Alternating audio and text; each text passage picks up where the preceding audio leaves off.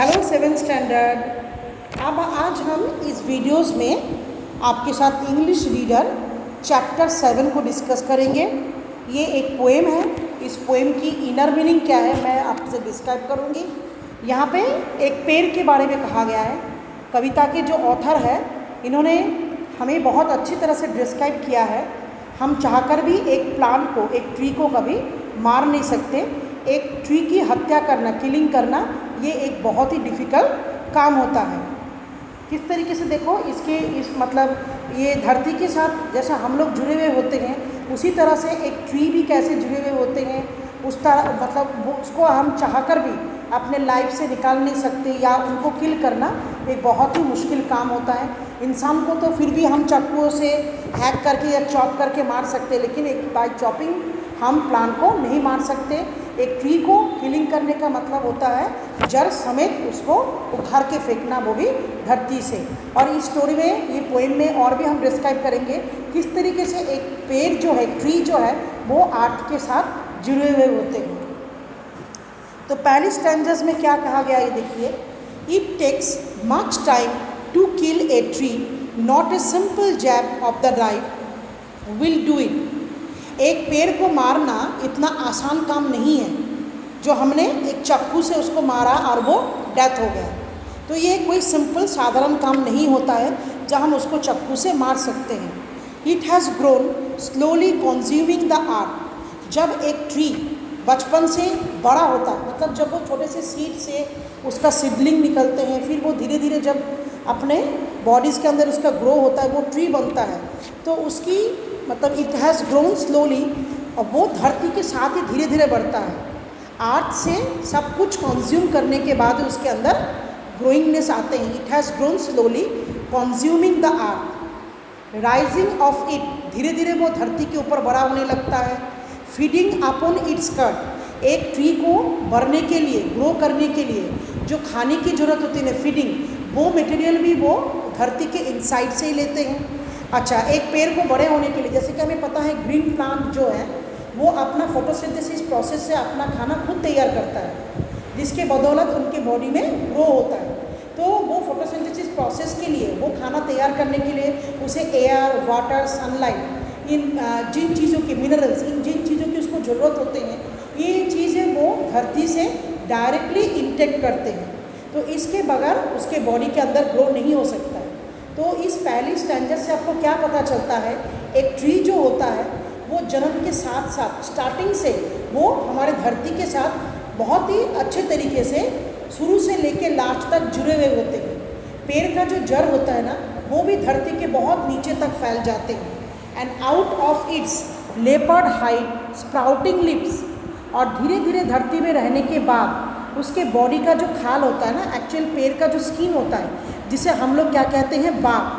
तो इस सेंटेंस में कहा गया है out of its leprous hide. Leprous मतलब क्या होता है, लेप्रस एक तरह का बीमारी होती है, लेप्रेसी, जिससे पूरे बॉडी का स्किन वाइट हो जाता है। तो यहाँ पर भी ऑथर ने ट्री के जो स्किन है ना, बार्क है, उसको दो चीज़ों के साथ कंपेयर किया है। एक तो जैसे लेप्रोसी होने के बाद इंसान का स्किन डिस्कलर हो जाता है, उसी तरह से इसी धरती में रहते हुए ट्रीज़ का जो बार्क होता है ना, वो भी धीरे धीरे क्या हो जाता है, डिस्कलर हो जाते हैं।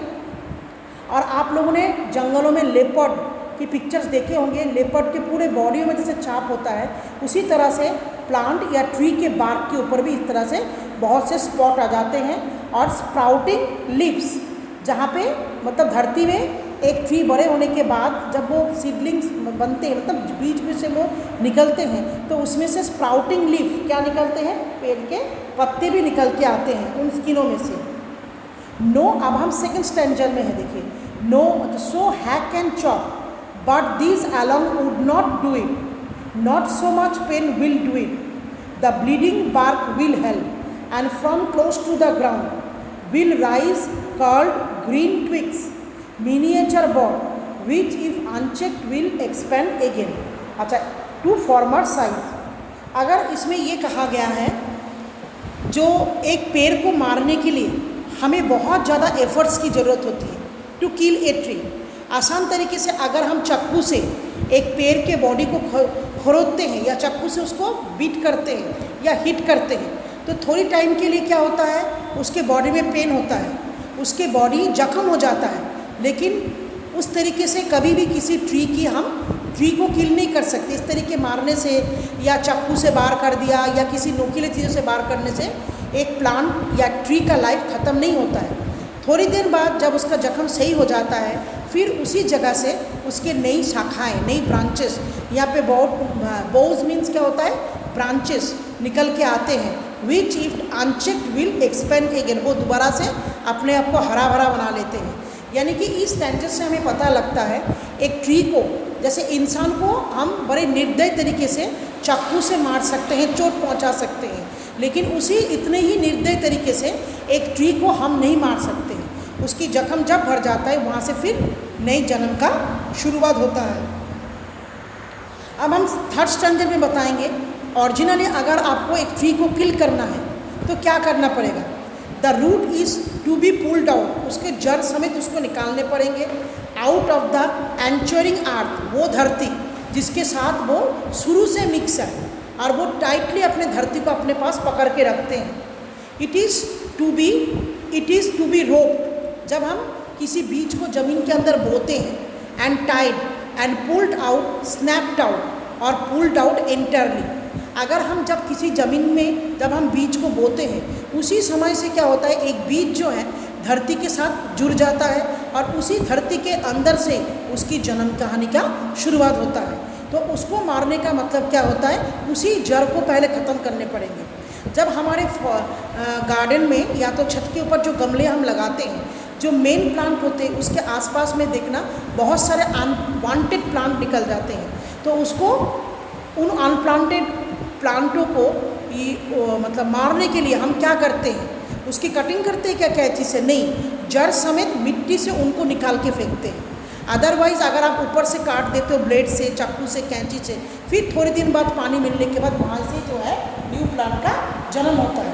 तो हम एक ऐसे औजार से पहले मिट्टी को लूज़ करते हैं, फिर जड़ समेत उसको निकाल के बाहर करते हैं, अगर हमें हटाना होता है तो।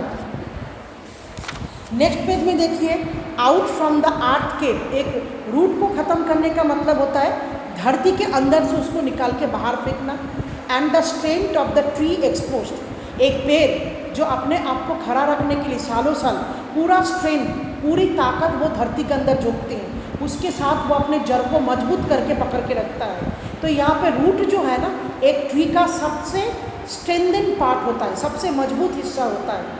The surface white and wet, the most sensitive hidden for years inside the earth. अपने बॉडी का सबसे सेंसिटिव पार्ट कौन सा है, ट्री का रूट पार्ट, वो कई सालों तक बड़े आसान तरीके से, बड़े सेंसिटिव तरीके से धरती के अंदर उसको छुपा के रखते हैं। क्योंकि हमें पता है रूट्स जो होता है वो वर्टिकली ग्रो करता है सॉइल के अंदर, वो डिपेंड करता है ग्रेविटी के ऊपर और डिपेंड करता है उसको किस तरह से मॉइस्ट मिलता है उसके ऊपर। For years inside the earth then the matter, बहुत सालों तक उसकी जो मेन मैटर होता है, उसकी मेन जीवन का मेन रहस्य जो होता है, वो ज़मीनों के नीचे, मिट्टी के नीचे छुपा हुआ रहता है। On scorching and choking in sun and air, और इसको केवल वो धरती के अंदर नहीं खड़ा रहता है, इस विषय में उसको हेल्प करने के लिए कौन मदद करता है, सन और एयर। तो एनवायरनमेंट से मिलने वाले सनलाइट और एयर से वो और ज़्यादा मजबूत स्कॉर्चिंग एंड चॉकिंग हो जाते हैं। अच्छा, browning, hardening, twisting and weathering, ये चीज़ है उसको मजबूत बनाता है, जो मजबूत तरीके से बाहर के वातावरण को, एनवायरमेंटल को, जो भी आंधी आते हैं, तूफान आता है, तेज़ बारिश है, हर एक चीज़ जो उसको बर्दाश्त करके खड़ा करने के लिए मजबूत करते हैं। तो अगर हम एक पेड़ को मारना चाहेंगे चाकू से या नाइफ, कोई तेज नोकीला औजार से, जितने भी हम उसको बार करेंगे, बार बार चोट खाने से वो क्या हो जाता है, वो बहुत ज़्यादा स्ट्रॉन्ग हो जाता है और वो उतने ही लॉन्ग टाइम के लिए अपने आप को धरती के ऊपर सरवाइव कर पाते हैं। तो इसका, इस पोएम का, ये तो चलो एक ट्री के बारे में बताया ऑथर ने, इंसान की लाइफ में भी वैसे ही होता है। जो जीवन जितना डिफ़िकल्ट होते हैं, जिसमें जितने सारे प्रॉब्लम्स होते हैं ना, वही इंसान आगे चल के बहुत ही एक स्ट्रॉन्ग इंसान बन जाते हैं।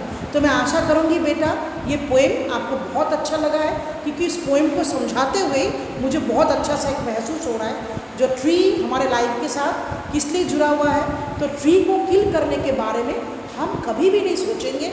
हम हमेशा कोशिश करेंगे हम पौधे को लगाएं, यानी कि don't be thinking about deforestation, we always thinking about afforestation. जितनी प्लांट हम लगाएंगे उतना ही ये वर्ल्ड, ये धरती जो है आगे लॉन्ग टाइम के लिए हमारे एग्जिस्टेंस के लिए हेल्पफुल रहेगा। Thank you students.